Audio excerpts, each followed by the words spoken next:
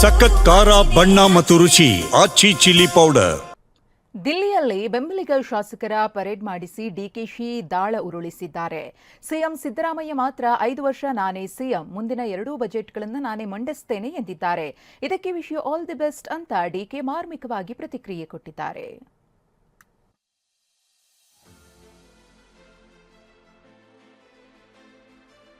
ತಾಳ್ಮೆಯ ಆಟ ಖತಮ್, ಟಗರಿಗೆ ಚೆಕ್ಮೇಟ್ ಇಟ್ಟ ಬಂಡೆ.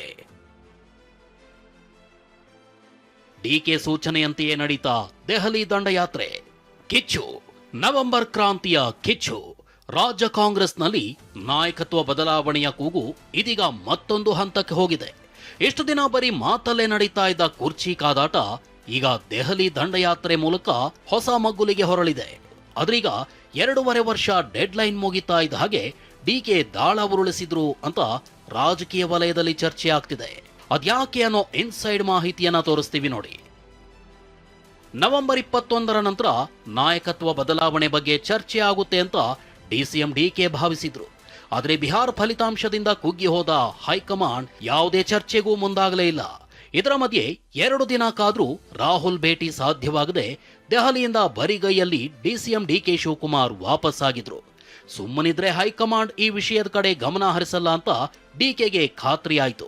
ಹೀಗಾಗಿ ಶಾಸಕರ ದಂಡಯಾತ್ರೆ ಮೂಲಕ ವರಿಷ್ಠರ ಗಮನ ಸೆಳೆಯೋ ಯತ್ನ ನಡೆಸ್ತಿದ್ದಾರೆ ಎನ್ನಲಾಗ್ತಿದೆ. ಈ ಬಗ್ಗೆ ಮಾತನಾಡಿರೋ ಡಿಸಿಎಂ ಡಿಕೆ, ನಾನು ಯಾವ ಬಣವೂ ಕಟ್ಟಿಲ್ಲ, ದೆಹಲಿಗೆ ಹೋಗೋರನ್ನ ತಡೆಯೋದಕ್ಕಾಗಲ್ಲ ಅಂದಿದ್ದಾರೆ. ನನ್ನ ಹತ್ರ ಯಾವ ಬಣ್ಣನೂ ಇಲ್ಲ, ನಾನು ಯಾವ ಬಣ್ಣದ ನಾಯಕನೂ ಇಲ್ಲ. ನಾನು 140 MLAಗಳಿಗೂ ಅಧ್ಯಕ್ಷ. ನನಗೆ 140 ಜನನು ಇಂಪಾರ್ಟೆಂಟ್. ನಾನು ಯಾವ ಗುಂಪನ್ನು ಕರ್ಕೊಂಡು ಹೋಗಕ್ಕೆ ನಂಗೆ ಇಷ್ಟ ಇಲ್ಲ, ನಾನು ಗುಂಪು ಮಾಡೋಕ್ಕೂ ಇಷ್ಟ ಇಲ್ಲ. I will not do that. ಅದು ನನ್ನ ಬ್ಲಡ್ ಅಲ್ಲಿ. Making a group is not there in my blood. DK ಹೀಗೆ ಹೇಳ್ತಿದ್ರೆ ಮತ್ತೊಂದ್ ಕಡೆ ಡಿಕೆಯ ಮತ್ತಷ್ಟು ಆಪ್ತರು ದೆಹಲಿಗೆ ಪ್ರಯಾಣ ಬೆಳೆಸಲು ಪ್ಲಾನ್ ಮಾಡಿದ್ದಾರಂತೆ. ಆದ್ರೆ ಡಿಕೆ ಗ್ರೀನ್ ಸಿಗ್ನಲ್ಗಾಗಿ ಕಾಯ್ತಿದ್ದಾರೆ. ಈ ನಡುವೆ ಡಿಕೆ ಜೈಲಿನಲ್ಲಿರೋ ಶಾಸಕರನ್ನ ವಿಶ್ವಾಸಕ್ಕೆ ತೆಗೆದುಕೊಳ್ಳಲು ಮುಂದಾದ್ರ ಅನ್ನೋ ಪ್ರಶ್ನೆ ಮೂಡಿದೆ.